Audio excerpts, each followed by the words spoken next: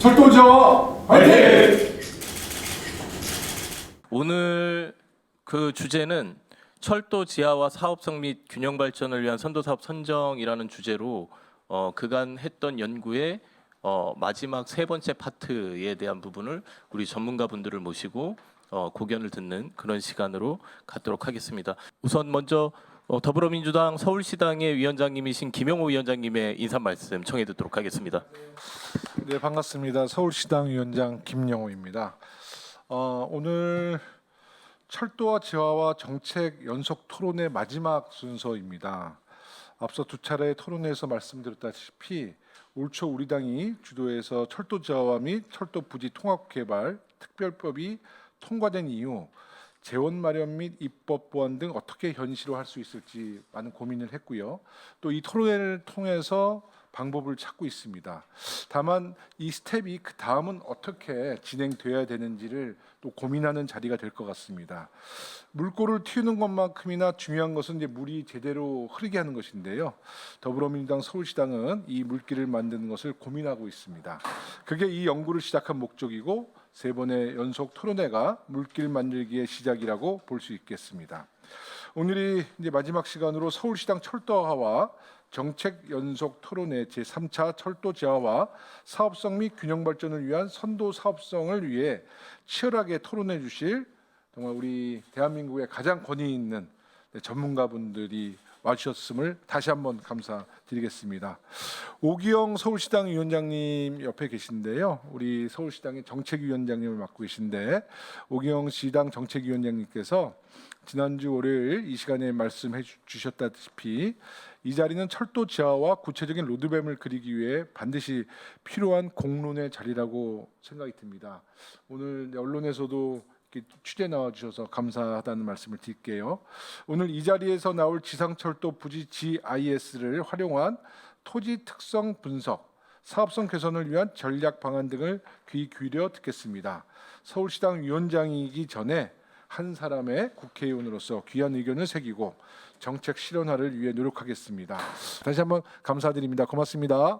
다음은 서울시당 정책위원장이시기도 하고 서울시당 지상철도 지하화 특별위원회의 위원장이시기도 한 오기영 위원장님 말씀해 주시면 감사하겠습니다. 예, 오늘 세 번째 토론에 함께해 주셔서 고맙습니다. 이 논의하는 과정이 여러 가지 형태로서 기록이 되고 또 논의를 축적을 하는 것인데 지금 현재 국토부, 서울시, 그다음 더불어민주당 서울시당이 함께 각각 또 논의하고 있는 그 내용들의 토론장입니다. 종합계획, 기본계획, 특별법에 따라서 앞으로 2년 동안 다양한 형태의 각 단위별 연구와 토론이 진행되고 있는데 그 내용 과정들이 결과적으로 나타날 때는 선도 사업을 어떤 식으로, 어떤 근거로, 어떤 그림으로 갈 거냐에 대한 선정과 제안일 겁니다. 그리고 그 선도 사업 선정은 과정 자체가 좀 더 사회적으로 이해가 되고 또 공감이 될 수 있는 그런 정보의 기초에서 판단하고 또 잘 선정되길 바랍니다. 그리고 그런 것이 만약에 왜곡되게 선정이 되거나 또 근거 없이 이루어질 경우에는 사회적인 또 다른 갈등과 논란이 있을 수 있을 것입니다. 그래서 특별히 국토부나 서울시가 좀 신중해야 한다라고 저희는 생각을 하고 있고 이번 서울시당에서 준비하는 것도 그런 논의가 좀 더 근거 있게 이루어지기를 기대하는 차원에서 진행되고 있다는 말씀드립니다. 다시 한번 고맙습니다. 다음은 서울 서대문 갑의 김동아 의원님 말씀해 주시기 바랍니다. 네, 이런 토론 자리를 함께하게 돼서 영광으로 생각하고요. 많이 배우는 자세로 임하도록 하겠습니다. 서울의 철도 지하화는 단순히 이상적인 문제거나 우리가 멀리 있는 미래가 아니라 미리 준비를 철저하게 해놔야만 되는, 또 한편으로는 서울시의 도시계획의 한 100년 대계를 준비하는 그런 과정이라고 생각합니다. 이게 단순히 남발석 공약이나 뭐 그런 공약이 아니라 저희가 제대로 준비해서 해야만이 우리 미래의 서울을 그릴 수 있지 않을까 이런 생각이고요. 아직은 뭐 초기 단계인 것 같지만 그래도 이런 단계를 거쳐가면서 저희가 구체화하고 향후 국정이나 서울시정에서 이걸 어떻게 반영할지 여부도 저희 같이 고민하면서 나가야 될 문제라고 생각합니다. 오늘 토론 진지하게 듣고 열심히 공부하도록 하겠습니다. 감사합니다. 다음은 특별한 손님이 오셨는데요. 저희 북도 남원, 장수, 임실, 순창을 지역구로 두고 계신 박희승 국회의원님 오늘 참석해 주셨습니다. 저는 뭐 원래 초청 대상도 아닌데 좀 이런 뭐 사회성을 띤 논의가 있다 그래서 한번 들으러 왔습니다. 그리고 이제 저는 사실 우리 지역구도 지금 KTX가 지금 아직 일반 노선으로 지금 지나가고 있어서 어쨌든 이런 또 논의가 어떻게 되는지 그다음에 또 그 어떻게 보면은 아직도 지금 지역에 그 철도 교통의 오지들이 있는데 그런 건 지금 어떻게들 생각하는지 좀 듣고 싶어서 왔습니다. 하여튼 아까 그 오경 의원님께서 좀 말씀하신 것처럼 이런 어떤 이제 국토 전체적인 균형 개발이라는 게 어떤 국가 전체적인 틀에서 예산도 집행이 되고 좀 개발이 되었으면 또 개발의 우선순위도 여러 가지 좀 가만히 돼서 건전한 토론이 됐으면 이런 생각입니다. 네, 반갑습니다. 네. 지금부터 장재민 소장님이 발제를 해주시겠습니다. 예, 안녕하십니까. 금일 발제를 맡은 한국도시정책연구소 장재민 소장입니다. 이렇게 바쁘신 와중에도 이 토론회장에 참석해 주셔서 감사드리고요. 오늘은 저희가 이제 이게 연속 토론회다 보니까는 이제 앞에 1부, 2부가 끝나고 이제 세 번째 토론회입니다. 그래서 1, 2부를 종합적으로 이제 검토를 해서 오늘의 이 발표 주제처럼 이제 지하화 사업성 또 균형 발전을 위한 선도 사업을 어떻게 이제 지정을 하는 것이 맞는지에 대한 이제 검토안입니다. 그래서 보시면 우선 1부 때 했던 걸 잠깐 소개시켜 드리면은 이제 저희가 그 철도 지하화라고 하면은 이제 지하화 모든 철도를 지하화할 수 없다 보니까는 이제 상부형이라든지 상부 데크형이라든지 지하형으로 일부 나눴습니다. 그래서 지하에 그 다양한 노선들이 들어가는 경우에는 상부 데크형 개발을 하고 나머지는 지하로 이렇게 내리는 형성이고요. 그리고 파란색이 지하형 개발, 빨간색이 데크형 개발이 되겠습니다. 그래서 저희가 이제 그 이 지하형 개발을 통해서 이제 언더시티 도입을 위한 개념도라는 것을 선정했고요. 그래서 이것을 통해서 서울시의 도시기능 회복이라고 해서 이것은 어떠한 개발 사업이 아니라 리커버리 사업이라고 해서 회복 사업이라고 정의를 했습니다. 그래서 리커버리 같은 경우에는 회복, 복구, 회수 같은 의미가 있습니다. 그래서 회복 같은 경우에는 도시 불균형, 낙후도를 회복한다는 것이고요. 복구는 철도로 인한 단절로 된 걸 복구한다. 그리고 회수는 저희가 기피시설을 이전하기 때문에 회수를 하겠다라는 것이고요. 이제 키워드는 균형 발전, 공공성, 생활 지원 시설 등등으로 잡았습니다. 그래서 저희가 이제 그 하부에 이제 어떤 시설물을 넣겠다라는 것은 이제 지상에는 이제 보통 판매 시설이라든지 공원 주택 중심으로 가고요. 지하에 생활형 지원 시설을 1층에다 넣고요. 그래서 스마트팜이라든지 장애인 일자리 등등을 넣고요. 지하 2층 같은 경우에는 지금 교통시설물 가운데서 기피하는 시설물이 있습니다. 특히 공영 차고지, 뭐 택시 차고지 등등 차고지가 있었고요. 그리고 이제 뭐 택시 차고지, 뭐 중차량 운전장, 특히 운전 전문학원까지 뭐 등등 교통 관련 시설을 담을 예정이었고요. 이제 세 번째는 지하에 물류센터가 많이 부족하니까 물류센터라든지 그때 지하화라든지 마지막은 대심도를 통해서 빗물 저장 창고까지 다음과 같은 지하 시설을 통해서 복합 개념으로 가자는 것이고요. 아래에 있는 단면도는 그 지상의 토지 형태에 따라서 다양하게 적용시킬 수 있는 그런 방향입니다. 그래서 뭐 이것은 개념도인데 이제는 뭐 왼쪽 같은 경우는 지하형 개발 같은 경우는 상부를 공원화시키고 지하로 내리는 거고 데크형은 상부를 선형 공원화시켜서 지하로 내리는 것입니다. 그래서 각각의 상부는 공원을 시키는 것이고요. 그래서 이제 저희가 이번에는 그 GIS를 활용해서 이제 이것을 특성을 분석을 해봤습니다. 그래서 뭐 GIS라고 하는 것은 이제 토지 이용 형태를 따라서 여기서 어떤 토지라든지 건축물의 용도별로 특성을 잡아서 이제 분석을 하는 것입니다. 그렇게 되다 보면은 저희가 이 철도 지상 철도에 영향을 미치는 영향권을 선정을 해야 됩니다. 그래서 저희가 다음과 같이 영향권을 선정했고요. 철도 역사라고 하는 것은 크게 급행철도가 쓰는 GTX 등이 있고요. 그 다음에 도시철도가 쓰는 도시철도가 있고요. 그 다음에 선로로 저희가 큰 영향권을 나눴습니다. 그래서 급행철도는 720m, 750m 반경을 뒀고요. 도심철도는 500m, 선로는 300m 기준을 통해서 영향권을 선정했고요. 선정 방법은 그 참고 자료를 통해서 다음과 같이 선정을 하였습니다. 그리고 저희가 또 이제 철도 영향권만 보면 안 되는 것이 이제는 그 지역적인 특성이 있습니다. 그만큼 그 지역이 낙후돼 있으면은 그 철도도 동일하게 낙후될 수 있는 경향이 있기 때문에 지상철도 영향권과 동시에 저희가 그 통과 전체의 자치구를 봤습니다. 예를 들어서 구로 같은 경우는 그러니까 구로구 전체 대비 이 구로구로 통과하는 지상철도 구간이 어느 정도 낙후가 있는지 상대 비교를 하기 위해서 저희가 다음과 같이 모두 잡았고요. 그래서 그 영향권도 한번 잡고 그 전체적으로 그 자치구의 전체를 비교군으로 잡았습니다. 그래서 저희가 이 GIS 같은 경우에는 이제 토지 및 건축물의 특성을 이렇게 9개로 구분하였습니다. 특히 이제 용적률도 나오고요. 그리고 이제 건폐율도 나오고 건축물의 노후도, 건축물의 층수, 뭐 토지 소유자, 공시지가, 뭐 용도 특성, 지목, 용도 지역까지 그 GIS를 통해서 철도 주변 지역이 어떠한 지금 현상인지를 이제 비교 분석하였습니다. 그래서 이것을 통해서 저희가 사업성에 대한 분석이라든지 사업의 원활성 등등을 판단할 수 있는 근거로 사용하였습니다. 그래서 자료 7초는요 다음과 같이 그 공인 데이터를 이제 사용하였습니다. 그래서 저희가 우선은 이 철도 같은 경우에는 이제 특성이 있기 때문에 우선은 한번 철도에 대한 현황을 한번 살펴보시면은 저 그 경의중앙선부터 우선 수색부터 서울역까지 경의중앙선이 있습니다. 특히 서울의 서북 서남권이 경우인데 우선은 수색 서울역이 경의중앙선이 있고요. 서울역부터 내려오면은 석수역까지가 경부선으로 되어 있습니다. 그리고 구로역에서 갈라지는데 구로역에서 온수역까지는 경인선으로 이제 구분을 하였고요. 그리고 동북권 같은 경우에는 이제 경의중앙선이라고 해서 용산부터 왕십리를 지나서 양원역으로 지나는 경의중앙선이 있습니다. 그리고 그 청량리에서 도봉산역 쪽으로 가는 경원선이 있고요.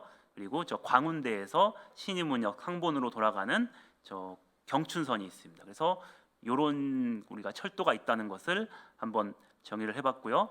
그리고 이제 저희가 그 철도 그 종류별로 이제 분석이 들어가야 되다 보니까는 다음과 같이 철도 기준을 선정하였습니다. 첫 번째는 경의선은 수색 서울역까지, 경부선은 서울역 석수역이고요. 경인선은 구로역 온수역이고요. 그리고 이제 경의중앙선이라고 해서 사실 용산에서 양원역까지인데 경의중앙선은 좀 너무 길다 보니까는 저희가 용산에서 청량리 구간으로 한번 자르고요.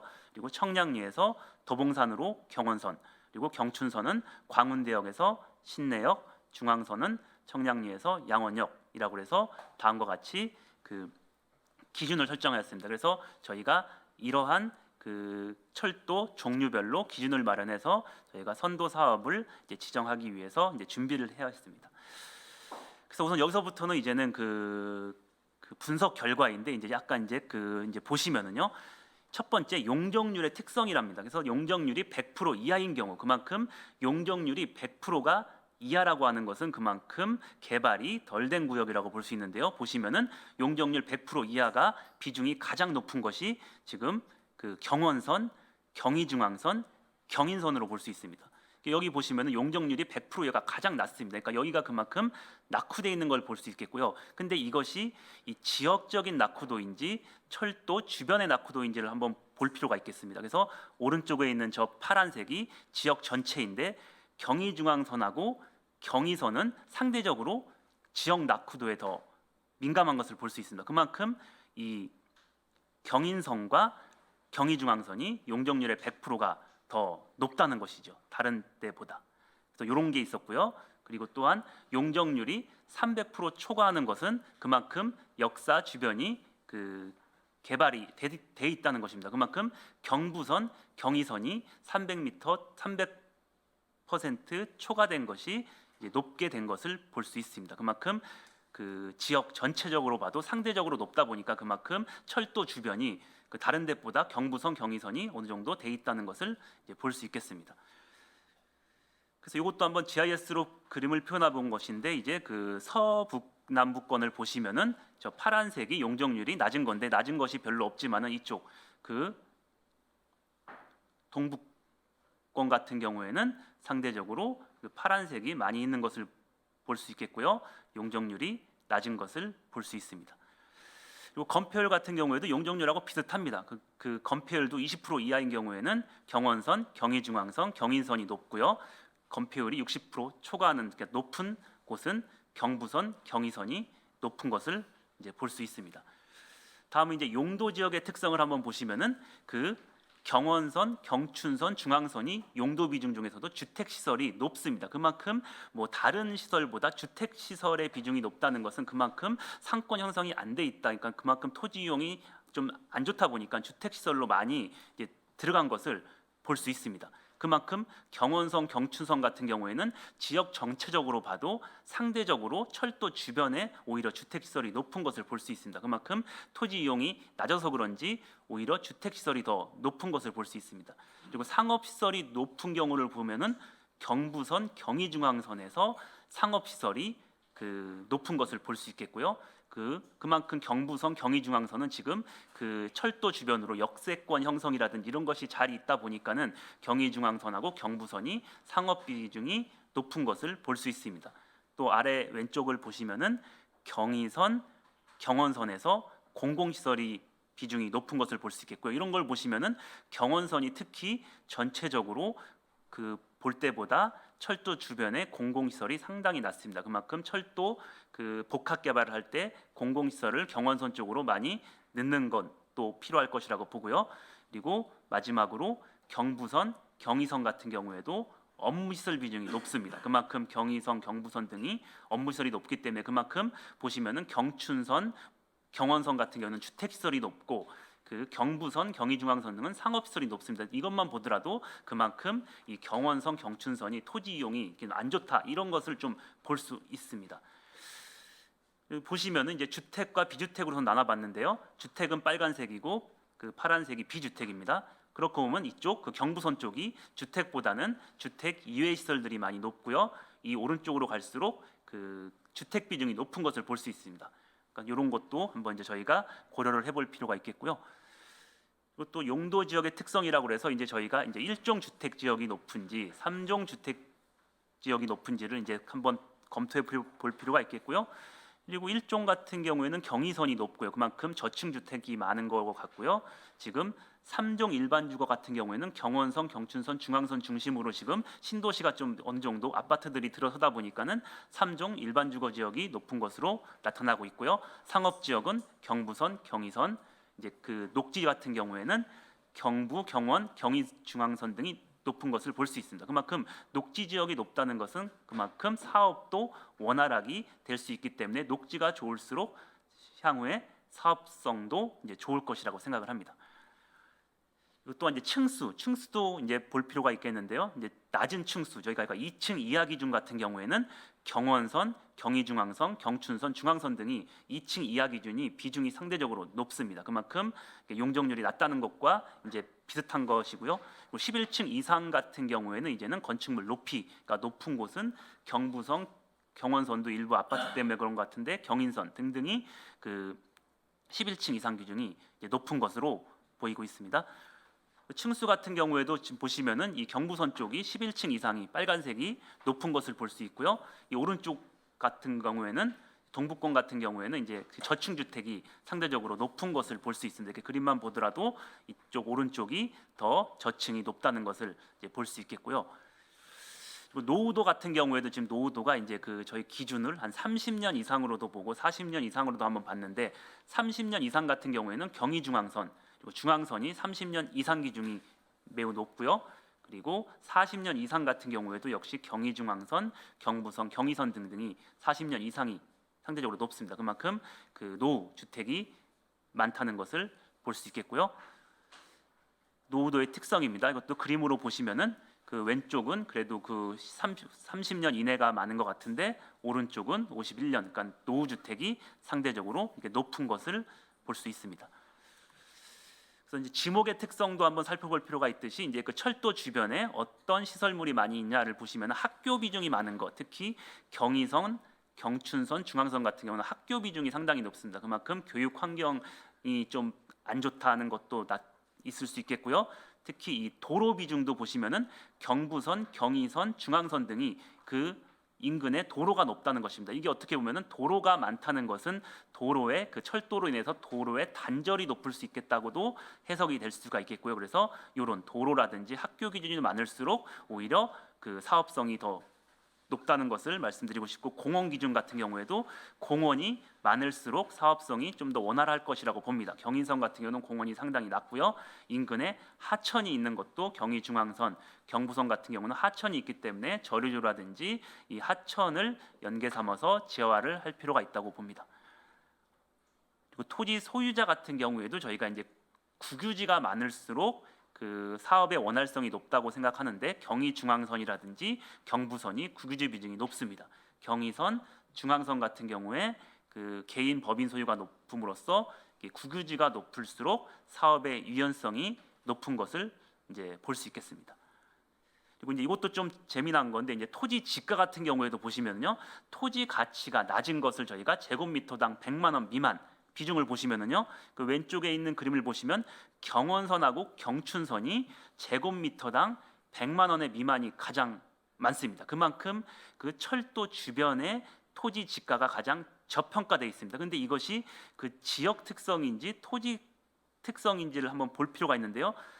다른 것은 다 그 자치구가 평균 그 값이 다 높습니다. 당연히 철도가 토지 가치는 낮은 것을, 상대적인 것을 볼 수 있는데, 경원선만 보면 오히려 그 철도 주변이 토지 가치가 더 낮은 것으로 나타나고 있습니다. 그만큼 그 지역 전체 중에서 그 철도 인근이 가장 안 좋다는 겁니다. 그만큼. 그래서 여기 같은 경우에는 철도 개발로 인해서 토지 가치가 역전을 많이 시킬 수 있는 가치가 있겠다는 곳입니다. 경원선 같은 경우에는. 그리고 이 토지 가치가 높은 곳을 한번 보시면은 그 가장 높은 곳이 경의선, 경의중앙선인데, 여기가 토지 가치가 한 제곱미터당 1,000만 원 이상이 많이 있습니다. 근데 여기 보시면은 또 재미있는 게 그 경의중앙선 같은 경우에는 그 면적 전체 대비 상당히 낮은 것을 볼 수 있습니다. 사실은 저 정도 그 자치구 전체적으로 높이 올라갈 수 있는 그 가능성이 상당히 높습니다. 그만큼 경의중앙선, 여기가 용산부터 왕십리 구간인데,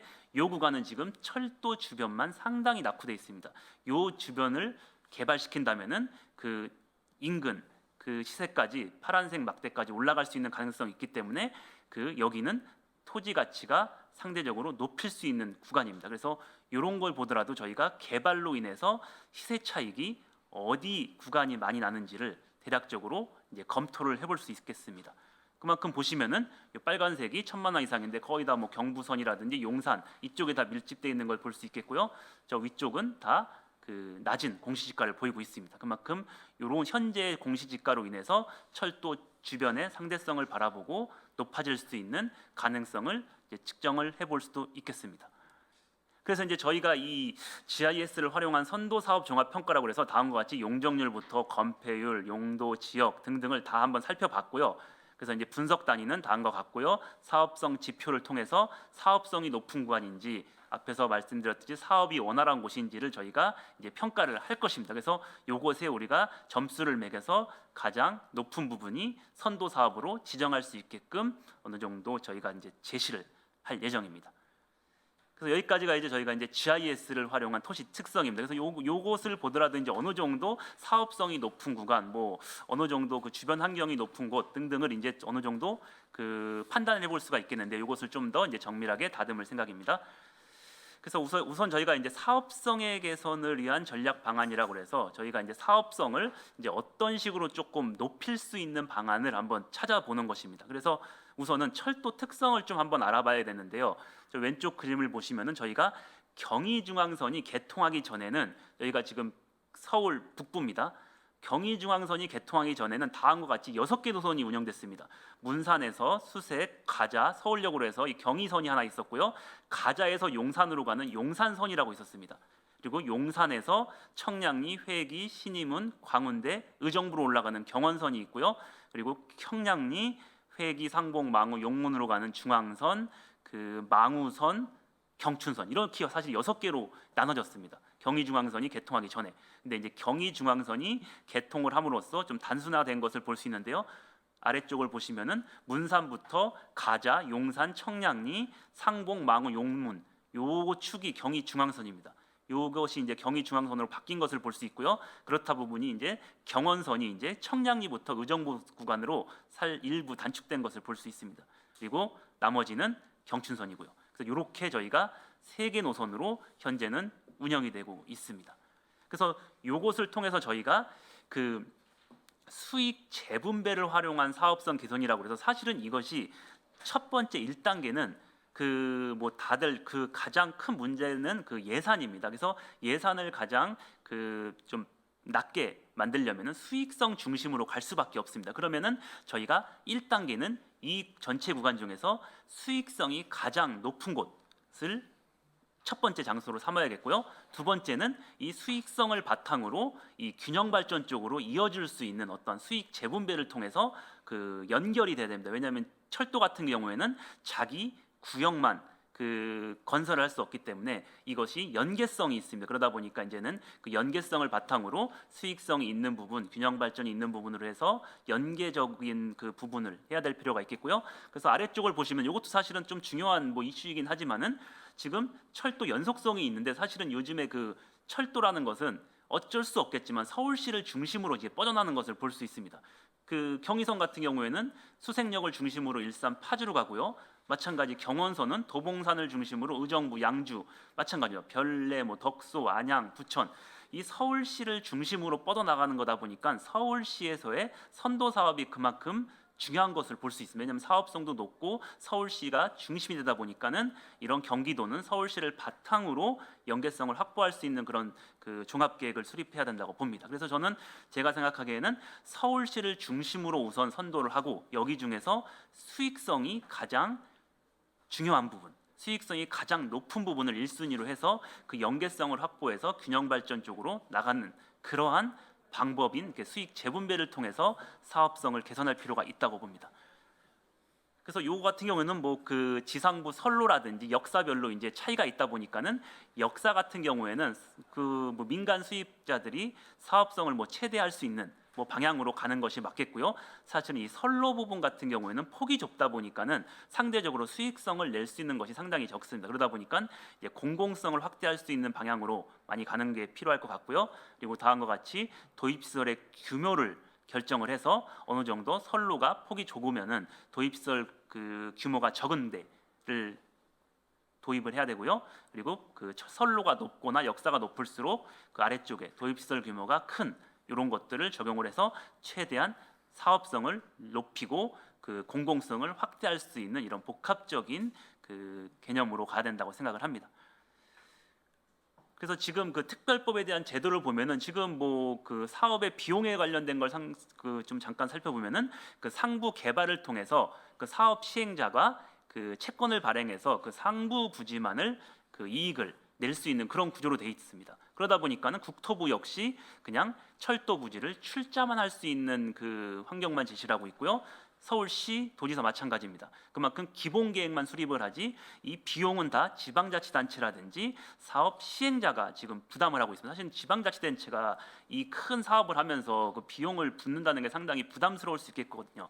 그래서 저희 같은 경우는 이 현재 특별법으로는 사실은 사업을 할 수가 없습니다. 왜냐하면 이 모든 것이 지방자치단체나 그 사업 시행자한테 모든 것을 이 전임하는 것은 좀 너무 사업에 큰 위험 부담이 있다 보니까는 적절한 선에서 그 정부에서도 어느 정도 비용을 댈 필요가 있다고 생각을 합니다.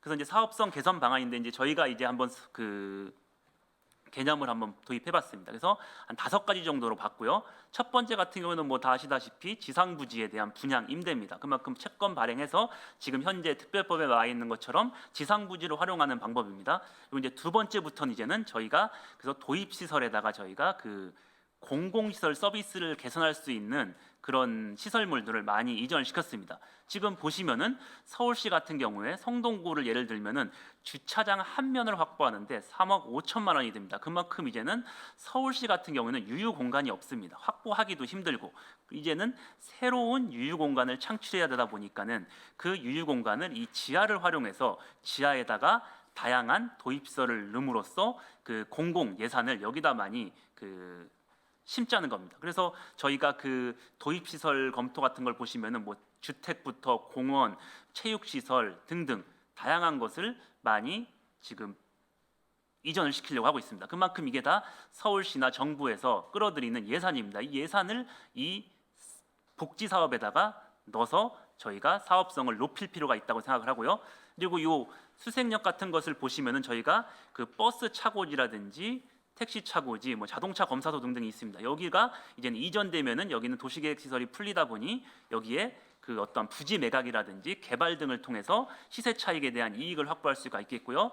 그리고 이 네 번째 같은 경우는 이제 언더시티, 저희가 이제 지하에서도 이제 우리가 수익을 창출할 수 있는 그 환경을 많이 마련해 놨습니다. 그래서 이 도시 스마트팜이라든지 뭐 주민 공동 시설 등등을 통해서 저희가 임대 시설이라든지 그 공공 시설 등등을 통해서 우리가 그 비용을 확보할 수 있겠고요. 마찬가지입니다. 그 주차장 이런 것을 확보해서 기존에 그 정부에서 서울시에서 예산을 확보한 것을 여기다 다 투입하는 것도 좋겠고요. 저희가 이 물류센터 같은 것도 확보를 해서 물류 비용 절감이라든지 탄소 중립 등등을 통해서 저희가 많은 그 비용을 창출할 수 있는 공간을 마련했습니다. 그리고 또한 그 용적률 개선이라고 해서 저희가 서울시는 지금 비욘드 조닝이라는 것을 적용하려고 하고 있습니다. 이것이 원래는 기존의 용도 지역 제도는 정해진 용도로만 사용을 할 수 있었습니다. 그만큼 이 비욘드 조닝은 용도 지역에 어느 정도 유연성을 주겠다는 것이고요. 용적률에도 마찬가지입니다. 그만큼 그 유연하게 적용해서 그 지역 특성에 맞게 높낮이를 결정하겠다는 이 비욘드 조닝 같은 것도 적용할 필요가 있겠고요. 또 이 결합 건축 제도라는 게 있습니다. 그만큼 이게 다른 데서 그 용적률을 확보하지 못한 것을 이쪽 갖고 와서 용적률을 확보하는 이미 그 법 제도가 다 있습니다. 결합 건축이라는 게. 근데 이 조건이 좀 까다롭다 보니까는 이 결합 건축을 지금 시행을 하지 못하고 있는데 요것을 조금 그 철도 지하에 맞춰서 철도 지하 그 공간에 공원 같은 데서 활용하지 못한 것을 일부 지역 주변에 결합 건축 등을 통해서 좀 그 개발을 그 확보할 수 있는 것을 마련할 필요도 있다고 생각을 합니다. 그리고 뭐 여섯 번째 같은 경우는 수입의 다변화인데 지금 뭐 민간이라든지 지자체라든지 철도와 역세권을 패키지로 개발한다는 것을 많이 있습니다. 그래서 이런 것도 그 지역마다 너무 다르기 때문에 어떻게 하라라기보다는 그 지역 특성에 맞게 패키지로 개발할 필요밖에 없습니다. 그래서 또한 지상철도 인근에는 대체 시설물이 많이 있습니다. 오른쪽에 그림을 보시면은 광운대 역사 안에 보면은 시멘트 공장이라는 게 있습니다. 큰 부지에 저런 것도 사실은 그 개발 용지로 활용 가능성이 높겠고요.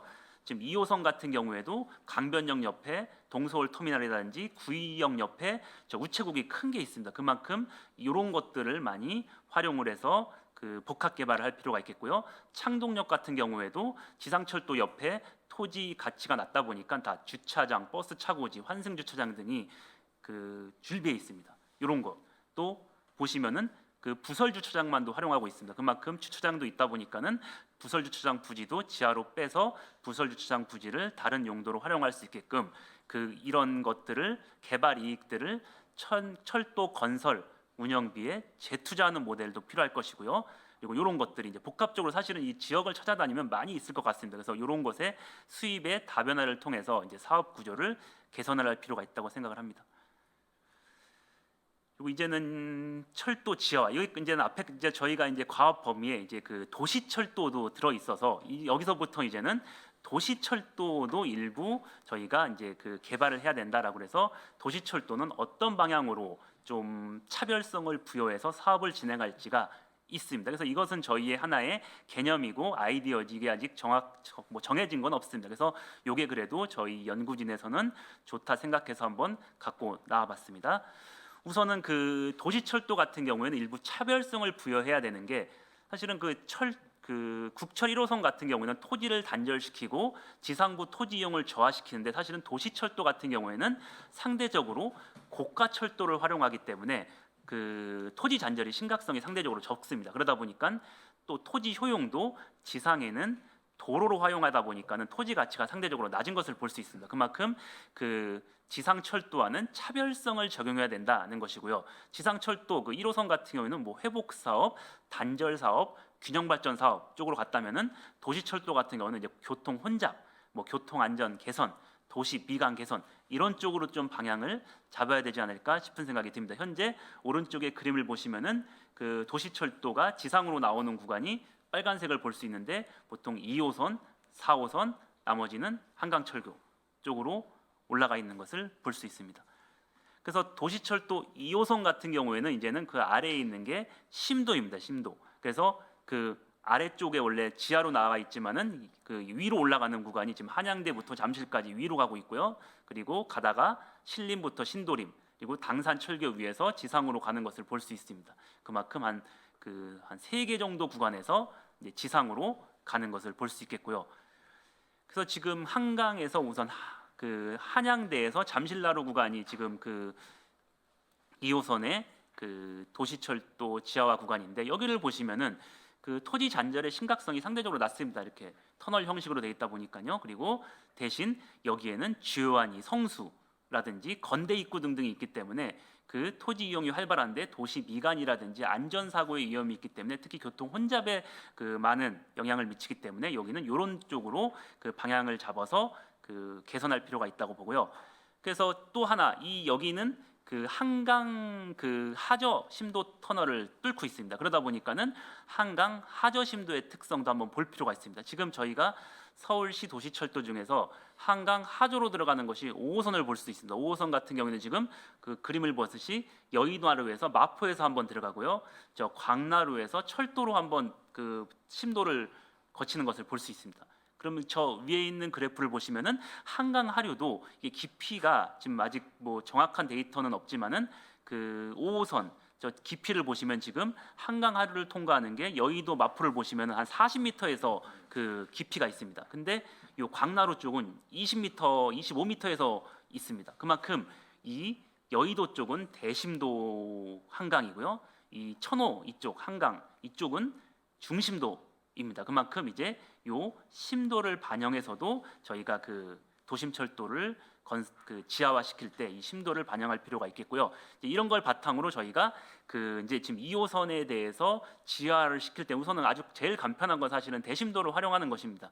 대심도를 활용하는 것인데 여기에서의 가장 큰 문제는 이제 지하 공사 중에서도 기존 철도를 그대로 운영하는 것이 관건이라고 생각합니다. 이건 사실은 어떠한 구조 공사의 기술력의 문제라고 생각을 합니다. 그만큼 현재로서는 어느 정도의 그 심도에 그 맞게 공사가 진행될지 모르겠지만은 사실은 예를 들어서 현재는 아직은 위험성이 도사리고 있으니까 대심도를 뚫는다. 그러면은 얘는 2호선도 저 대심도까지 들어갈 수밖에 없습니다. 그만큼 한강 밑으로 가다 보니까는 환승거리가 지하 5층까지 갈 수밖에 없기 때문에 그 2호선을 타시는 분들이 환승거리가 늘어남으로써 상당히 그 불만이 많을 것이라고 생각을 합니다. 이런 방법도 있고요. 그리고 저도 이제 이쪽 지역을 조금 잘 이제 많이 가봤는데 여기에 이제 특성을 보시면은요, 이제 2호선이 있고요, 7호선이 있습니다. 그만큼 점선으로 된 데가 그 지상철도 구간입니다. 2호선은 방금 설명해 드렸고요. 군자역에서 어린이대공으로 내려오는 7호선이 있는데 건대 입구에서 그 지상부로 나오는 것을 볼 수 있습니다. 그만큼 여기에 그 지상철도가 많이 있습니다. 그래서 보시면은 이 파란색으로 제가 그 동글뱅이로 해놓은 게 유동인구 활성화 지역입니다. 그만큼 건대 입구 쪽으로 유동인구 활성화가 돼 있고요. 서울숲이라든지 성수, 카페거리 등에서 그 유동인구가 활성화돼 있습니다. 근데 여기가 가장 좋은 게 한강이 있음에도 불구하고 한강을 활용하지 못하고 지금 이쪽에서 끊겨 있는 것을 볼 수 있습니다. 그러니까 점선으로 제가 이렇게 동글뱅이 해놨는데 여기가 좋은 그 지역임에도 불구하고 그 시민들이 접근성이 좋지 않다 보니까는 저쪽에서 끊겨 있습니다. 여기에는 지금 성수 전략 정비지구라고 해서 지금 개발을 하고 있는 것입니다. 현재 이런 한강을 활용하지 못한 이런 지금 그 특성을 보이고 있는데, 그래서 제가 이것을 통해서 좀 아이디어를 하나 제가 갖고 와본 게, 이제 그렇다면 지금 이 성수로 가는 그 올라가는 지선이 하나 있습니다. 거기가 지상철도기 때문에 용답으로 올라가는 것 때문에 여기도 지하화를 해야 되기 때문에 저기 때문에 전반적으로 지하화하기가 상당히 어렵습니다. 그래서 사실은 저렇게 그 지선을 저런 식으로 한양대 쪽으로 해서 이 한강 쪽으로 라인을 빼서 이런 경전처이라든지 뭐 지선을 좀 연장시키는 방안도 하나가 괜찮다고 생각을 합니다. 그래서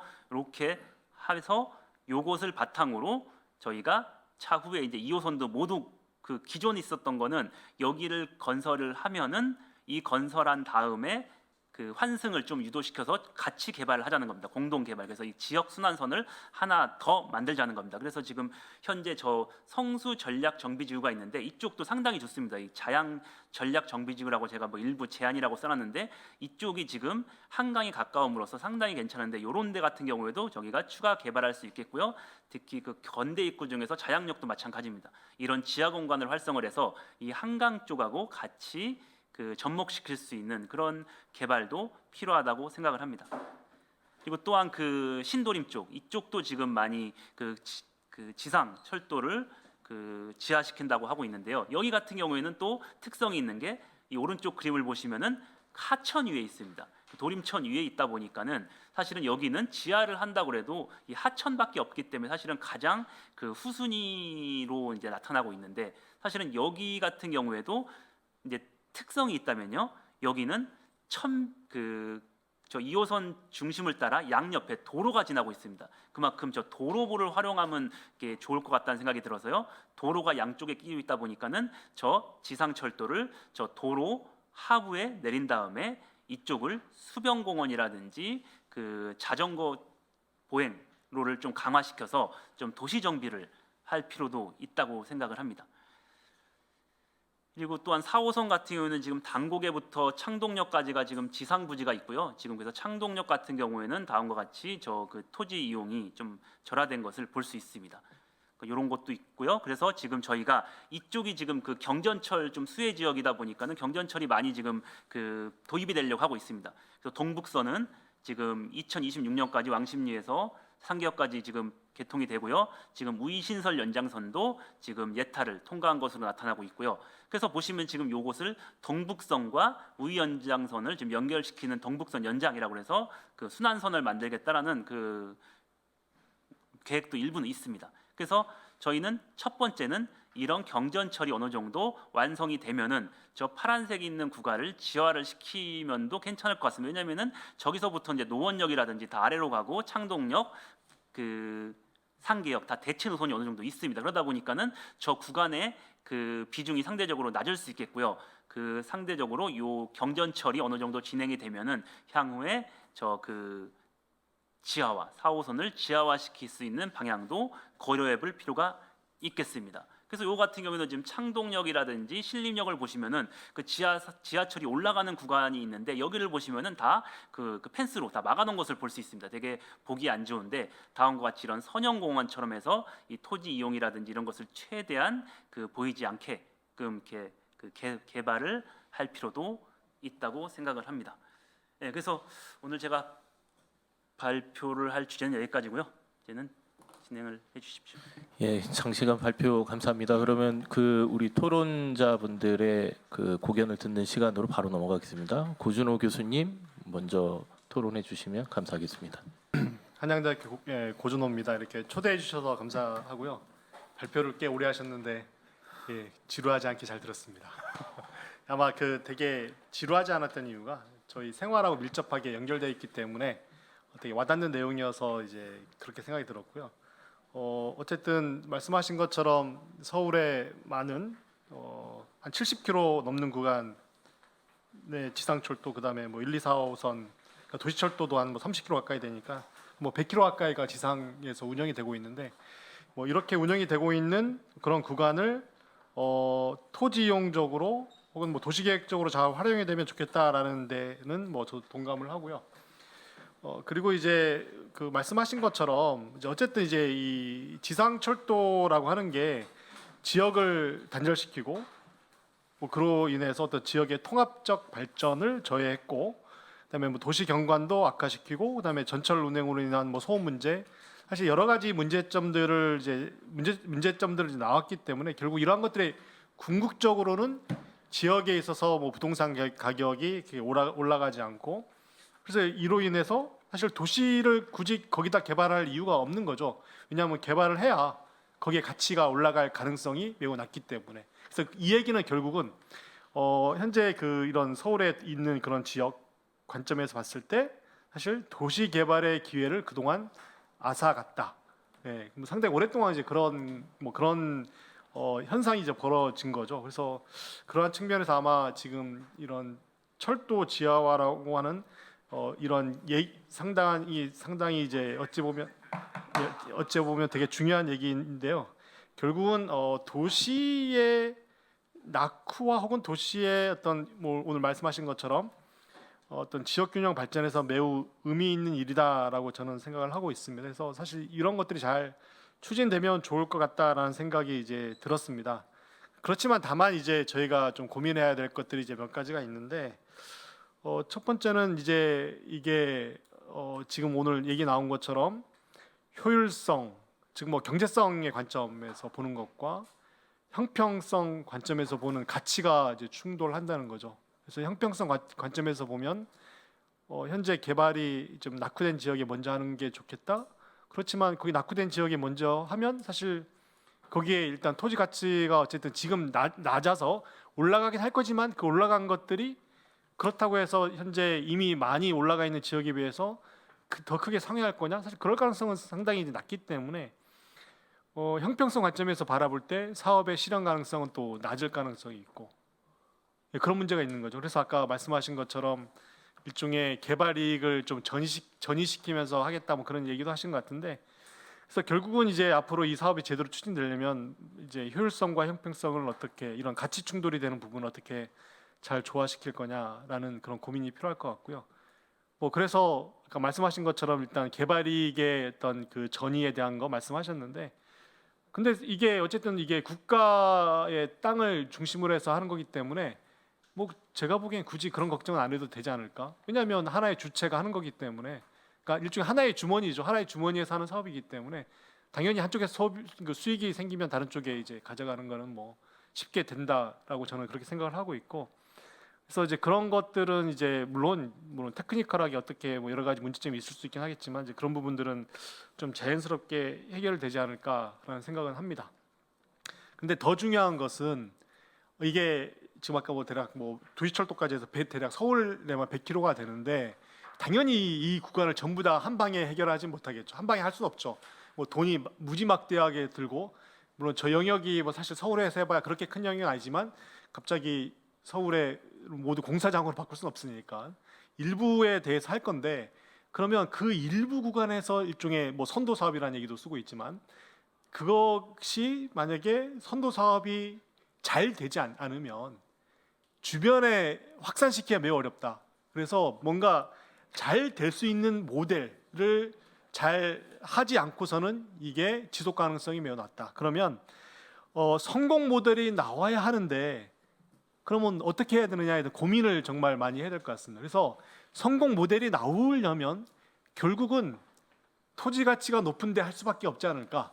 그러니까 거기가 뭐 먼저 해야 된다는 게 뭐 거기에 경제성이 높아서라기보다는 이게 뭔가 잘 되고 또 성공 모델이 나와야만 우리 지역에서 했을 때 우리도 저렇게 되겠구나라고 하는 그런 보여주는 게 있어야 되는데 그 성공 모델을 잘 만들지 못한다면 이것은 그냥 한 되게 국지적인 사업으로 끝날 가능성이 있다.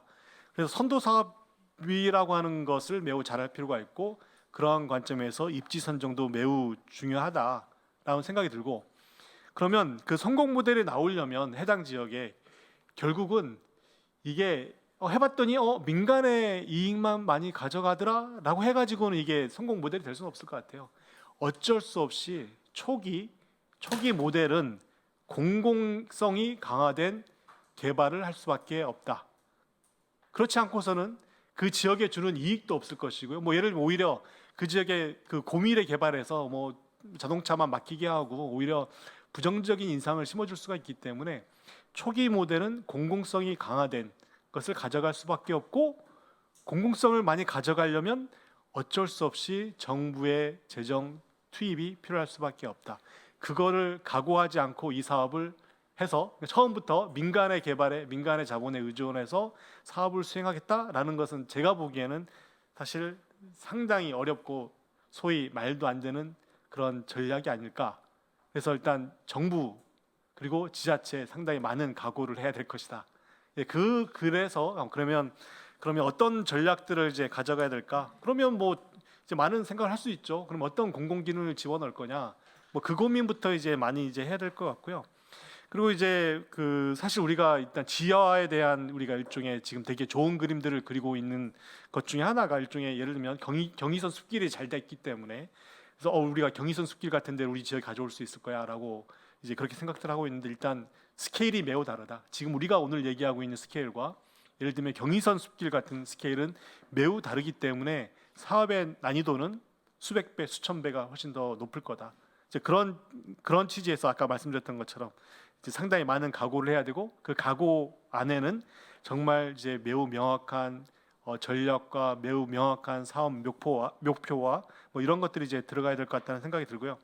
그리고 이제 마지막으로는 이런 사업들이 이제 그 성공적으로 이제 하기 위해서는 특히 이제 아까 말씀드렸던 것처럼 지자체의 역할이 매우 중요한데 그러면 지자체한테 일단 저희가 오늘 뭐 국회에서 얘기하고 물론 서울시 관점에서 얘기하고 있긴 하지만 지자체에 어떤 당근을 줄 것인가에 대한 것들 좀 고민을 해야 될 것 같고 그것과 더불어서 과연 이런 것들 하면 과연 효과가 얼마나 있을까에 대한 얘기들을 그러니까 지역 주민의 관점에서 혹은 그 지자체의 관점에서 이런 얘기들을 조금 더 구체화시키는 넥스트 스텝의 작업들이 필요할 것이고 그래서 아마 그거를 한국도시정책연구소에서 좀 더 깊이 있는 고민을 좀 해주면 좋지 않을까 생각이 들고요. 하나 그 최근에 어떤 논문을 봤는데 이런 것들 하게 되면 꽤 수익이 많이 나오더라라고 이제 얘기를 했더라고요. 아직 그러니까 일종의 그런 비교를 한 거죠. 그러니까 철도역 주변 예를 들면 300m 안과 300m 바깥을 해서 토지 가치를 비교했더니 300m의 토지 가치 밖에 그걸 다 합산해서 해보니 공사비를 충당할 수 있겠다 뭐 이런 얘기들을 합니다. 그러니까 전제는 예를 들면 철로역 주변의 토지 가치가 상승한다는 전제하에서 그래서 아까 똑같은 얘기지만 이게 지하화된다고 거기에 토지 가치를 상승시킬 만한 그런 기회가 확보될 거냐, 그러니까 그런 그 담보가 될 거냐에 대한 것들을 하기 위해서는 결국은 그 지역 주민들이 원하는 수준의 개발이 돼야 된다. 그래서 결국은 어쩔 수 없이 초기 우리가 성공적인 모델을 위해서는 공공성이 강화된 것이 어쩔 수 없이 들어갈 수밖에 없다. 뭐 이런 말씀을 드리고 싶습니다. 네, 이상입니다. 다음은 우리 거라 부사장이신 김영근 부사장님 말씀 들어보겠습니다. 네, 반갑습니다. 지난번에 나와서 또 잠깐 말씀드렸는데 지난번엔 좀 기술적인 사항을 좀 많이 설명드렸는데 오늘은 오늘 좀 장재민 소장님께서 많은 스터디를 하셨는데 그걸 중심으로 한 4가지 꼭지로 설명 한번 드리겠습니다. 지금 그 첫 번째 꼭지는 이제 철도 지하와 연관해서 이제 많은 고민을 하셨더라고요. GIS라는 개념을 도입해서 철도 주변에 많은 이제 검토를 했는데 굉장히 좋은 방향인 것 같고요. 여기 부연해서 저는 이제 지하를 전공하는 이제 엔지니어로서 좀 더 어드바이스를 한다면은 지금 싱가포르 같은 경우는 이제 디지털 언더그라운드 개념이 도입이 돼 있어요. 그러니까 지상의 GIS에 대한 정보가 이제 제한적이다 보니까 지하 개발을 하는 데서 이제 필수적 요소는 이제 지하에 다양한 이제 시설들이 있지 않습니까? 그 부분에 대한 데이터도 이제 고려가 돼야 된다. 사실 좀 어려운 이야기인데요. 그래서 디지털 언더그라운드라고 그래서 그다음에 지하에 있는 뭐 지하철, 지하 시설물, 지상물 모든 데이터를 이제 정보화를 해서 지상의 GIS와 이제 지하의 디지털 언더그라운드 개념이 이제 복합되면서 이제 지하 공간 개발의 어떤 하나의 축으로서 작용하기 때문에 저희들도 디지털 언더그라운드 개념을 좀 도입을 해서 지상 GIS가 굉장히 이제 제한적이기 때문에 그렇게 좀 설명드리고요. 두 번째로는 오늘 와서 보니까 이제 그동안의 철도 지하화의 어떤 제한성, 어떤 지역적 제한성뿐만이 아니라 공간의 제한성 때문에 장 소장님이 고민을 많이 하셔서 주변에 이제 어떤 공간 개발과 좀 연동을 하려는 그런 좀 생각을 하시는 것 같아요. 그래서 이 부분은 저도 이제 지하 공간 우리가 이제 요거 개념을 어번 언더그라운드 디벨로프먼트라고 합니다. 그래서 UUD라는 개념을 철도 지하와 좀 연계시키는 것도 괜찮지 않겠는가. 그래서 이 부분은 이제 사실 오랫동안 도심지에 문제가 많았던 싱가포르나 홍콩, 그다음 뭐 헬싱키라든지 동경에서 많은 스터디가 이미 진행이 돼 있어요. 그래서 도심지의 그 주변의 혐오 시설들을 지하 공간에 넣으면서 복합 개발의 개념으로 지금 나가고 있거든요. 그래서 장 소장님께서 좀 여기를 스터디를 좀 더 한 단계 나간다면 해외 사례가 많이 스터디가 돼 있기 때문에 뭐 해외 사례도 한번 스터디해서 어떤 형태의 지하공간 개발, 도심지 지하공간 개발로 방향을 설정해야 되는가. 단순한 철도 지하화뿐만이 아니라 그렇게 좀 방향성을 잡아보는 것이 어떻겠느냐 한번 드리고요. 세 번째로는 그런 거 연결해서 결국은 철도 지하화가 도심지 민원을 해결할 수 있는 풀 패키지로 가야 된다. 그래서 단순히 철도를 지하화해서 민원을 해소하는 것이 아니라 그 지역, 각 지역이 있지 않습니까? 지역에서 가장 문제가 되는 뭐 혐오 시설이라든지 뭐 기타 뭐 여러 가지 회피 시설이라든지 그런 거 연동해서 이제 종합 복합 개발 개념을 해서 풀 패키지로 이제 해서 그거 연동해서 지난주에는 우리가 도심 공간은 터널형으로, 그다음에 주변 그 외부는 이제 데크형으로 가기 때문에 이 풀 패키지를 터널형 또는 데크형으로 다시 한번 저 개념을 확산시켜서 밑그림을 그려주는 게 어떻겠느냐 좀 말씀드리고요. 마지막으로는 오늘도 지금 뭐 선도 사업, 시범 사업 고민을 굉장히 많이 하시는 것 같은데 너무 많은 현장이 많지 않습니까 지금 사이트 아래서. 일단은 전체 아까 장 소장님 말씀드린 여러 가지 그 팩터에 의해서 일단 등급을 한번 나눠보자. 우리가 100km를 다 할 수는 없다는 것은 누구나 알 수 있기 때문에 우선순위가 과연 어떤 요소에 의해서 선정될 수 있는지, 그래서 저희가 일반적으로 공학적으로는 이제 팩터를 선정하고 그 팩터에 가중치를 둠으로써 점수화를 해서 정량화를 해서 그것들을 누구나 이해할 수 있는 정도로 이제 등급화하고, 그래서 등급을 A 등급, 예를 들면 A, B, C, D, E로 나눠서 A는 가장 어전트한 우리 구간으로, 그다음에 E는 요거는 이제 차기적으로 좀 더 스터디를 통해서 실현할 수 있는 공간으로 해서 그 등급화를 좀 해서 이제 그 지역구마다 굉장히 현안에 대해서 분쟁 요소도 있고 또 예산 문제도 있기 때문에 좀 설득력 가능한 그 어떤 그런 것들을 기준을 좀 만들어줬으면 좋겠고, 마지막으로 첨언해서 하면 제가 두 번째, 세 번째 왔지만 이제 밑그림을 많이 그리고 계시는 것 같은데 이제는 이제 밑그림에서 색깔을 이제 채색을 할 수 있는, 그러려면 전체를 다 채색할 수는 없기 때문에 어떤 우리 그 민주당 서울시장이 생각하는 타겟 그 사이트를 하나 잡아서 거기에 좀 더 구체적인 색깔들을 이제는 좀 굳혀야 되지 않겠냐. 그래서 우리 그 공학적 말하면 액션 이제 플랜 또는 이런 것들이 좀 들어가야지만이 일반인들이 보는 뭐 주민들이나 또는 제 운영자들이 보는 어떤 그런 설득력 있는 요소를 만들 수 있지 않겠느냐, 이렇게 한번 제안을 드려보고요. 제 의견은 여기까지 마치도록 하겠습니다. 감사합니다. 예, 감사합니다. 다음은 우리 국회 입법조사처의 박준환 국토해양팀장님 발언해 주시면 감사하겠습니다. 예, 안녕하십니까. 저는 입법조사처에서 국토해양 분야 교통 관련 업무를 담당하고 있는 박준환이라고 합니다. 오늘 이제 철도 지하화 관련해서 장재민 소장님 발표하신 거, 그리고 또 여러 전문가분들이 말씀해주신 거 잘 듣고 여러 가지 많이 배우고 이제 의미 있는 그 결과를 저로서도 이제 가져가는 것 같은데요. 오늘 발표해주신 내용이 최근에 철도 지하와 관련되는 많은 논의, 뭐 전문가들의 발표라든지 이런 거하고 조금 차별화되는 몇 가지 점이 있어서 일단 인상적이었다는 말씀을 좀 드리고 싶은데요. 거기서 제 토론을 좀 시작을 하려고 하기도 하고요. 첫 번째는 최근 그 철도 지하화법이 통과가 되고 나서 기본계획, 종합계획을 하면서 특정 구간을 먼저 해보자. 뭐 선도 구간 또는 시범사업 구간 여러 가지 이름으로 조금씩 다르게 불리지긴 하지만 어쨌든 특정 구간을 잡아서 해야 된다라는 얘기는 많이들 하시는데, 이 특정 구간이 그럼 어떤 구간들이 먼저 돼야 되고 어떤 게 또 나중에 돼야 될지에 대해서 정량적, 계량적 지표를 가지고 분석한 사례들은 저는 잘 못 봤습니다. 근데 오늘 소장님께서 오늘 PPT 발표 자료는 28페이지 에 이제 정리를 잘 해주셨는데, 여러 가지 용적률부터 토지 가격이라든지 여러 가지 요소들을 고려해서 이걸 종합화해서 특정 구간들을 아주 쉽게 판단하기 쉽게 비교할 수 있는 지표로 정리를 해주셨다는 점이 상당히 좀 인상적이었습니다.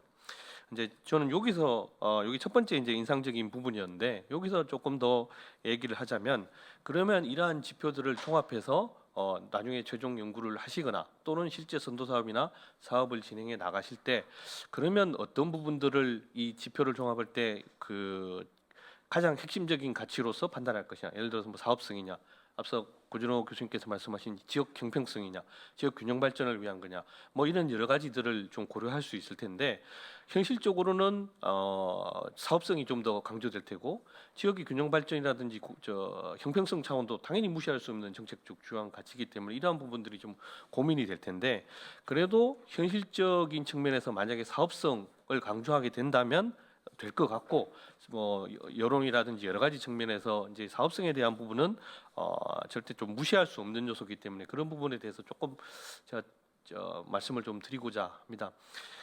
첫째는 이 철도지하법은 기본적으로 통과되면서 기존의 철도를 건설하던 법, 예를 들어서 철도건설법이라든지 도시철도건설은 도시철도법에 따라서 하게 되는데 기존의 철도 건설법하고 달리 철도지하법에서 좀 차별화돼서 재정적인 사업성 측면에서 도움을 주는 것은 첫 번째는 국철의 구간, 국유지를 현물줄자에서 말하자면 쉽게 말해서 국가가 가지고 있는 땅을 사업을 위해서 뭐 이렇게 그 매각이라든지 할 수 있도록 하는 그렇게 내놓는 그게 이제 첫 번째 가장 큰 사업성 측면에서의 국가적인 차원에서의 지원책이 될 테고요.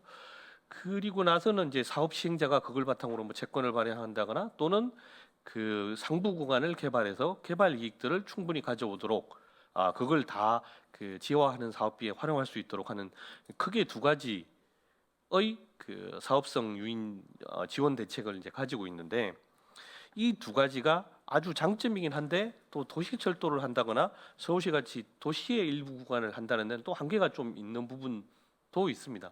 어떻게 보면 그 한계를 말씀드리자면 국가가 재정 지원을 할 수 있는 근거가 뚜렷하지 않다거나 또는 지자체가 어떤 역할을 할 때 직접적으로 재정적인 측면에서 지원을 할 수 있는 부분이 좀 제한돼 있다거나 이런 부분들에 대해서 한계가 좀 있기 때문에 예를 들어서 뭐 국유지가 아닌 지방이 가지고 있는 토지에 대해서 현물 출자를 하는 이런 부분에 대해서는 한계가 좀 있기 때문에 이런 부분들이 사업성에 미치는 영향을 고려했을 때는 이런 선도구간 선정을 할 때의 분석할 때 이런 부분들이 좀 함께 고려돼서 평가를 하고 판단을 하시는 게 중요할 것 같고 그러면 자연스럽게 이런 부분의 제도적 변화라든지 개선이 나중에 사업성을 확보하는데 그리고 결국 철도의 지하 사업을 좀 더 성공적으로 이루는데 큰 영향을 미칠 거라는 생각이 들어서요. 그런 부분에 대해서 말씀을 먼저 하나 드렸고요. 두 번째로 이 발표에서 또 인상적이었던 게 철도 지하법에서도 그렇지만 도시철도는 철도 지하 사업에서 현재 논의되고 있는 부분에서 도시철도는 일단은 빠져 있습니다. 그래서 일반 철도와 그 고속철도의 지하 구간에 대해서 논의되고 있는데 오늘 발표에서는 이제 도시철도 구간에 대해서도 지화를 하면서 또는 데크형으로 하면서 여러 가지 지역의 도시의 발전을 위한 어떤 계기로 삼겠다는 말씀을 하신 부분이 좀 인상적이었는데 그게 보다 그냥 일반 철도보다는 보다 도시의 균형 발전이라든지 도시의 좀 더 도시 재생의 측면이라든지에 대해서는 훨씬 더 직접적으로 영향을 미칠 만한 중요한 그 테마인 것 같고 접근인 것 같습니다. 그래서 중요하고 인상적이었다는 생각이 듭니다만 또 역시 좀 현재 제도로서는 좀 한계가 좀 있는 게 현재 도시철도법 그러니까 일반 말씀드린 것처럼 철도지화법에서는 도시철도는 고려하고 있지 않기 때문에 도시철도를 뭔가 지하를 하든지 새로 개발을 한다면 기존의 도시철도법 또는 역세권 부분은 역세권 개발법에 따라서 해야 되는데 이러한 부분에서는 그 지상 구간을 현물로 제공한다거나 하는 이런 내용들이 부족하기 때문에 그러니까 즉 사업성 확보에 대한 어떤 제도적 장치가 부족하기 때문에 이런 부분들은 함께 좀 생각을 해봐야 될 것 같고요. 그 외에 뭐 기존 법에 있는 그 역세권 개발법이라니 지상 구간에 대한 도시개발법 적용에 대해서는 이제 현행법에서 할 수 있는 부분들은 충분히 좀 할 수 있을 것 같습니다. 그리고 이제 마지막으로 제가 드리고 싶은 부분 하나는 이제 앞서 그 김영건 부사장님께서도 말씀을 해주셨는데 이게 역을 중심으로 한 노도 부분에 대해서는 역세권 개발법을 통해서 지상이나 지하 구간을 종합적으로 한꺼번에 복합적으로 개발하는 게 제도적으로 그 사업성뿐만 아니라 사업 전체를 설계하고 잘 계획해서 개발할 수 있도록 하는 제도적 장치가 좀 마련이 되어 있는데 그 철도 구간 링크 부분에 대해서 지하 구간을 단순히 철도를 지화 넣는 차원이 아니라 앞서 말씀한 엄더시티라는 제목이든 도시의 지화 개발이라는 제목이든 어떤 제목이든 링크 구간을 좀 더 적극적으로 활용할 수 있는 부분에 대한 시도를 그 소장님께서 하셨다는 점에서 상당히 인상적입니다. 이제 다만 이게 그 지하를 좀 더 적극적으로 활용함으로써 생기는 그 사회적 효용 대비, 그걸 개발하기 위해 필요한 또 비용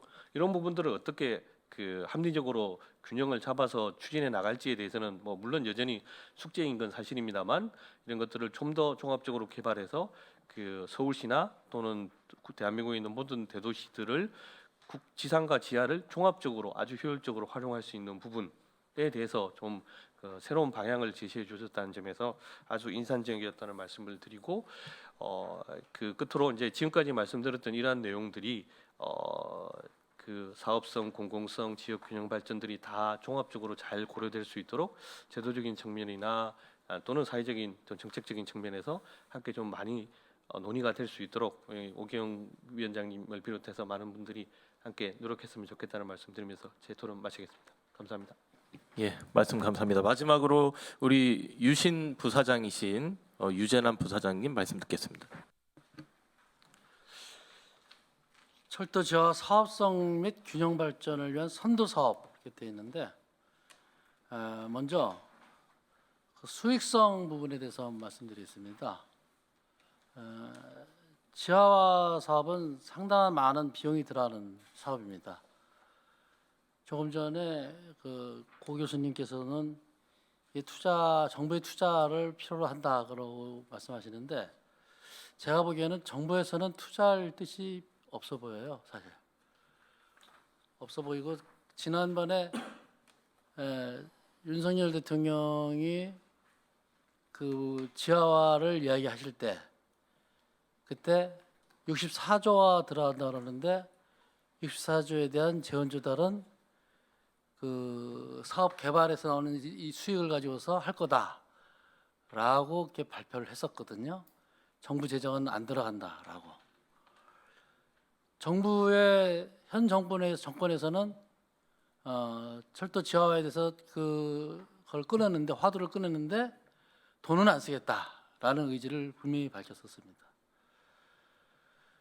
그 64조라는 돈도 뭐 전체를 다 하면은 64조가 들어갈지 어떨지 모르겠는데 그 사업성을 생각한다 그러면은 그 규모를 그렇게 크게 벌리면은 사업성을 맞출 수가 없습니다.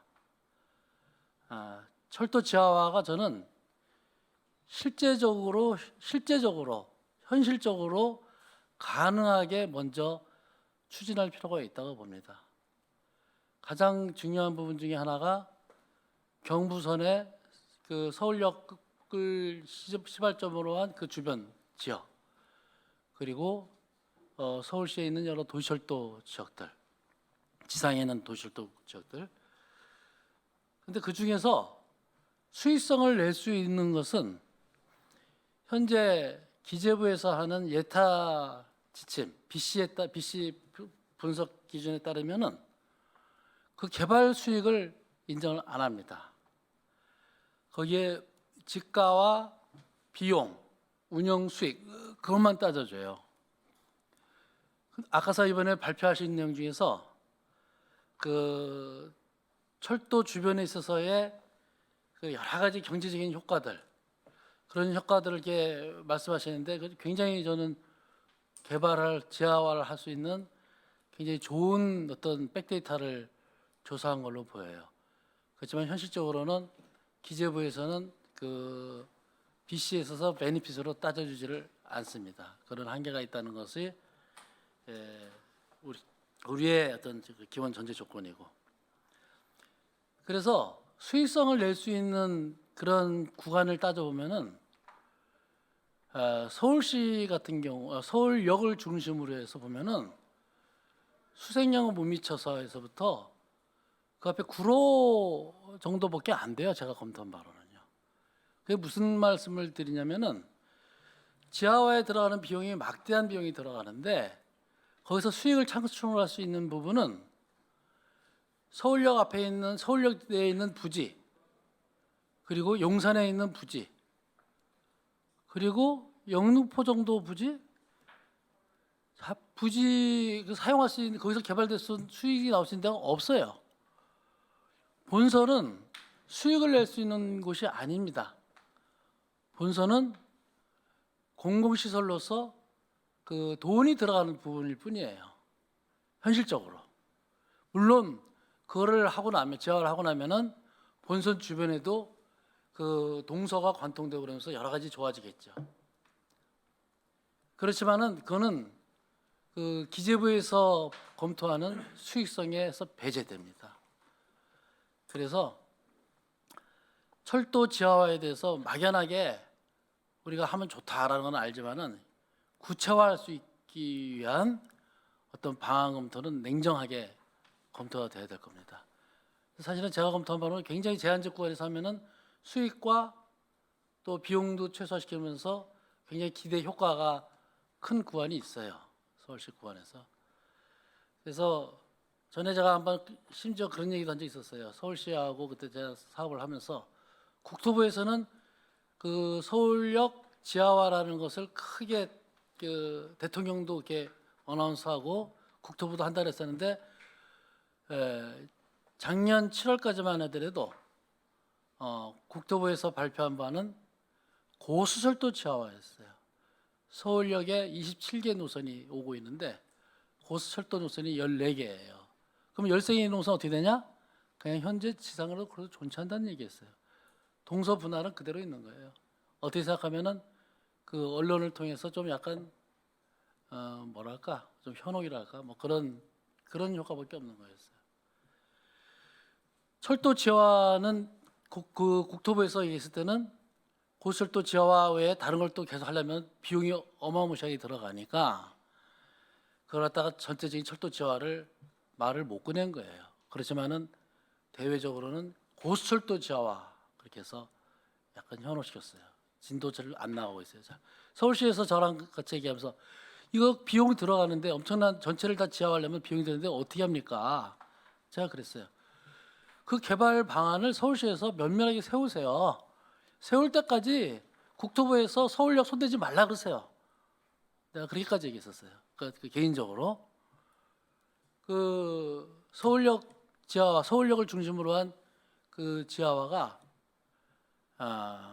굉장히 어렵지만은 구체적으로 계획을 세워서 하면은 돈 될 수 있는 것, 수익성이 있는 것을 중심으로 하면은 가능합니다. 이 철도 지하화 개발 방에서는 수익성에 대한 문제가 심각하게 고려하면서 추진돼야 될 걸로 보입니다. 그 다음에 이 지하화를 계획을 하면서 장기적인 발전을 고려한 개발 계획이 돼야 됩니다. 예를 들면은 그 청량리역이 지금 계획을 세워놔서 GTX B와 C가 그 계획에 따라서 일부 진행되고 있습니다.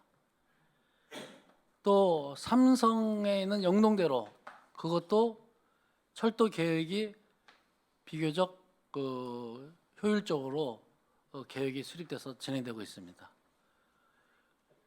영동대로 지하와 청량리역에 있어서의 GTX B, C 이런 것들도 꽤 협의 끝에 비용이 좀 들어가더라도 장기적인 계획 속에서 계획을 수립했는데 최근에 있어서의 서울역 앞에 있는 GTX B와 GTX A는 편한 대로 그냥 가고 있어요. 쉽게 말씀드리면은 영동대로라든가 청량역에서의 그 철도 계획은 GTX B, GTX C가 계획할 때 GTX A와 C 이런 것이 계획될 때 A하고 C가 한 승강장에서 바로 환승되도록 그런 계획을 세웠어요. 현재 서울역 같은 경우는 A는 A대로 B는 B대로 해놨어요. 그러면 어떤 일이 발생하느냐? A를 탄 사람이 B를 타려면은 저기 위로 올라가서 또 밑으로 해가지고 건너가야 돼요. 그러면 환승에 있어서 매우 불편한 구조가 돼요. 앞에 좋은 사례가 있는데도 불구하고 이런 것들이 서울역을 하면서 더 그 큰 데를 하면서도 계획이 반영이 안 된 거예요. 근데 저는 이 부분에 있어서 서울특별시당이고 뭐 서울특별시가 중심이 되어 있는데 아니 서울시는 뭐 하는 사람들인가 싶어요. 솔직한 말로. 서울시의 교통실하고 그 창구가 서울시 교통실이에요. 국토부하고. 이 사람들은 청량리도 그렇고 영동대로도 그렇고 그런 것을 좋은 선례를 만들어 놨는데도 불구하고 그 비용 예를 들면 제가 청량리 같은 경우도 제가 그 참석해서 아는데 1,000억 이상이 추가돼요. 의학해지요 사실요. 그런 환승을 자도 효과적으로 하고 그러면은. 근데 서울역 같은 경우도 그런 비용이 더 들어갈 거예요. 근데 기존에 있는 당초에 있는 국토부의 그런 안대로 그냥 가는 거예요. 국토부도 문제, 서울시도 문제인 거예요. 근데 이거는 제가 한 사례를 지금 그 말씀을 예를 들었는데 지금 지하화를 위해서 서울역에 아까 27개 노선이라 했지 않습니까? 27개 노선 현재 운영되고 있는데 추후에 있을 유라시아 철도 이런 것까지 생각하고 그러면은 지하 개발을 위해서 단순하게 금방 생각해서 결정질 게 아닙니다. 예를 들면은 그 샤르트 드 레알 뭐 파리에 있는 그런 거, 미국의 뉴욕에 있는 센트럴 스테이션 이런 것들 30년 내지 50년에 걸쳐서 개발 계획이 진행되고 있는 거예요. 서울역 적어도 저는 서울역은 30년 내지 50년의 장기 계획을 갖고서 함부로 손대지 말고 장기 계획을 갖고 지하화 계획을 추진해 나가야 될 걸로 보입니다. 그다음에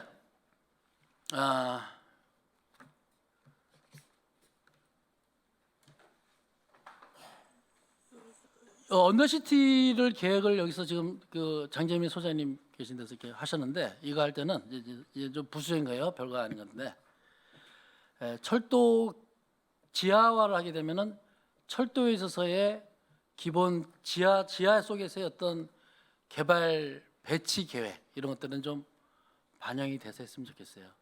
예를 들면은 철도에 있어서 철도 선로의 배치 방향 계획. 예를 들면은 장거리 하는 것은 지하, 깊이 대심도, 단거리 짧게 하는 것은 저심도.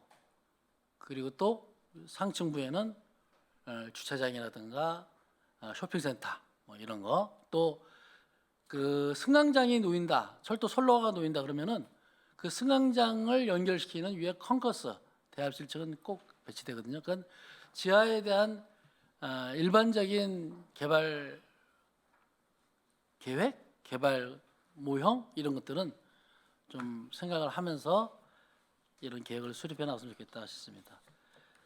정리하자면은 수익성 문제는 굉장히 중요한 문제이기 때문에 정부에서 투자를 받는 것이 제일 좋고 어려울 경우에 있어서는 정말로 수익을 낼 수 있는 구간을 우리가 선정해서 해야 되겠다라는 거하고 장기적인 개발 계획 속에서 최소한 제가 보기엔 30년 내지 50년계의 계획을 가지고서 했으면 좋겠다. 졸속으로 하지 말았으면 좋겠다는 겁니다. 이상입니다.